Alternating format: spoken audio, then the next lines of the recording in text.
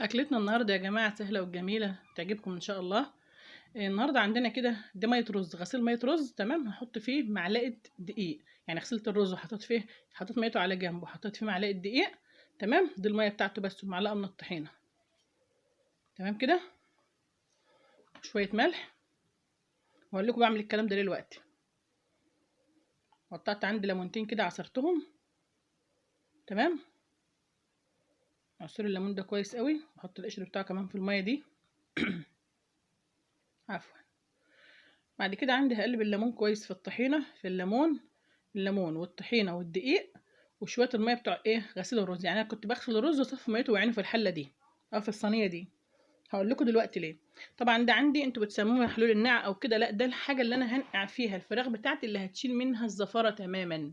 تمام، عندي كده الفراخ اهي، كنت شطفاها كويس وغسلها كويس ومنضفاها، مقطعها قطع بقى زي ما انت عايزه بعدد افراد اسرتك، وتنقعها في في الميه ليمون ودقيق ومعلقه طحينه. دي ميه رز بيشيل اي زفاره ما شاء الله، تلاقي ريحه الفراخ دي جميله جميله جميله.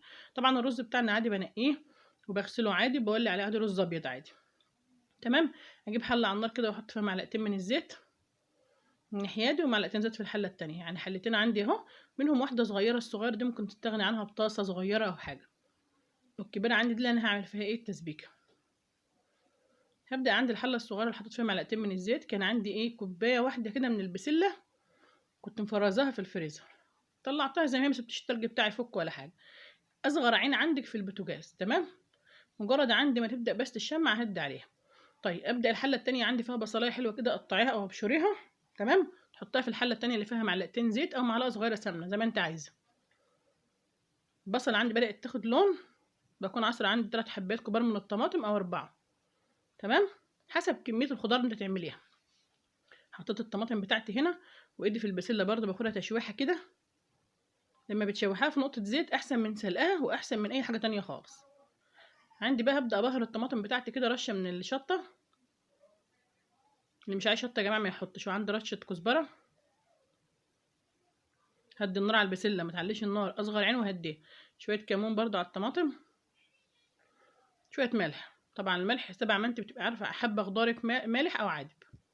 تمام، رشه فلفل اسمر كده، وحدة كزبره، فلفل اسمر، شطه، كمون، ملح، رشه صغيره بابريكا بقى تخلي اللون حلو كده. مش عايزه البابريكا ما تحطش، يعني شطه والبابريكا دول اختياري.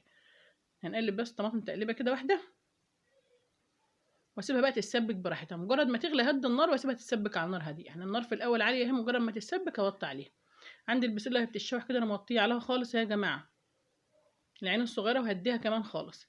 هبدا عندي اغسل بطاطسيه كده، مش عايزه البطاطس حط جزر، بس انا بحب البسله بالبطاطس والجزر. طبعا المكعبات بتاعتي تكون قد شفت حبات البسله، اعملي البطاطسيه بقى المكعب البطاطس ضعفها كده مرتين، او الجزر. ما تخليش الجزر كبير قوي البطاطس ولا صغير قوي، الوسط حلو. تمام، يعني في ناس بتعمل الجزر حتت كبيره كده، او البطاطس مبتبقاش شكلها حلو يا جماعه. دي كده ما شاء الله شكلها متناسق مع بعضها كده وحلو.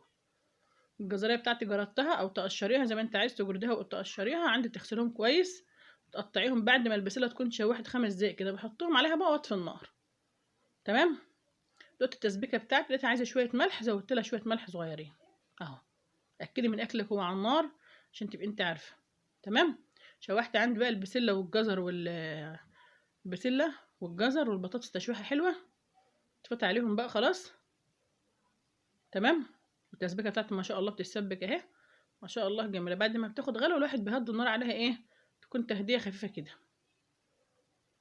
لو طماطمك مش حمرا حطي معلقه صلصه، بس ما بتكون الطماطم كده والبهارات بتبقى حلوه. شوف انا طفيت على البسله اهو، بسله بالجزر ببطاطس، ما شاء الله خدت تشويحه حلوه بتاعته. بكون في نفس التوقيت برضو الفراخ بكون شاطفاها مثلا ومولعه عليها، وبكون مولعه على الرز وكل حاجه.